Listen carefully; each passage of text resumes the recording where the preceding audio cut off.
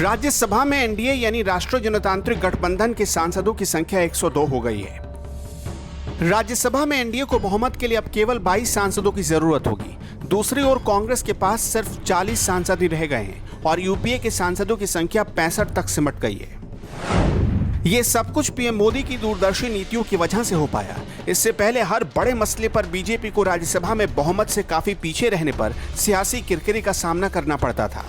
राज्यसभा में बीजेपी समर्थित गठबंधन एनडीए बहुमत में आ सके, इसके लिए पीएम मोदी एक साथ कई रणनीति पर लंबे समय से काम करते रहे हैं। पीएम मोदी की सबसे पहली और बड़ी रणनीति ये रही है कि वो पार्टी संगठन को लगातार मजबूत करने में लगे रहे। इसके लिए उनका सबसे ज्यादा जोर पार्टी अध्यक्ष को खुलकर काम करने की छूट देने पर रही। यही वजह रही कि उन्होंने अमित शाह, जिन पर पार्टी के साथ साथ मंत्री पद की दोहरी जिम्मेदारी थी, उससे मुक्त कर दिया और जेपी नड्डा को कमान दे दिया। नड्डा को कमान मिलने का असर पार्टी पर अच्छा दिखाई दे रहा है। वहीं मोदी की दूसरी और अहम रणनीति ये है कि वो एनडीए गठबंधन को मजबूत और विशाल बनाने में जुटे हुए हैं। जो पार्टी के साथ रहे उन्हें अहमियत दी और जिन्होंने आंख दिखाने की कोशिश की, उनसे बिना किसी शोर शराबे के किनारा कर लिया।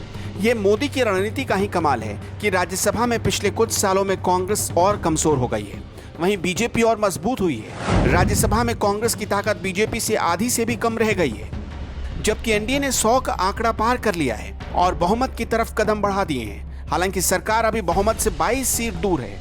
नवंबर में होने वाले चुनाव में यूपी से 10 सीटों में से 8 सीटें बीजेपी की झोली में जाएंगी, जिससे ये फासला और कम हो जाएगा और वो दिन दूर नहीं जब राज्यसभा में भी बहुमत मिल जाएगा।